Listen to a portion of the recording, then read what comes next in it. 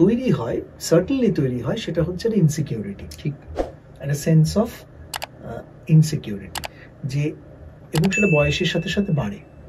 এবং বিশেষ করে প্যান্ডেমিকের পরে তোমাকে ভাবতে হবে যে শুধু অর্থনৈতিক নয়, সবকিছুই মানুষ খুব চটজলদি চাইছে না। ঠিক, একদম। মানে খুব সিরিয়াস শিল্প চর্চাটা এখন কঠিন হয়ে যাচ্ছে। 10 ways to live life in a better way, মানে খুব অদ্ভুত একটা টার্ম। মানে সবকিছুর মধ্যেই মানে খুব সহজ সমাধান, কোনো জটিলতায় যাব না, সবসময় বড় রাস্তা দিয়ে যাব, গলিগুলোতে ঢুকবো না। ফলে এর প্রভাব কিন্তু সর্বত্র পড়ছে, শিল্পকলাতেও পড়ছে।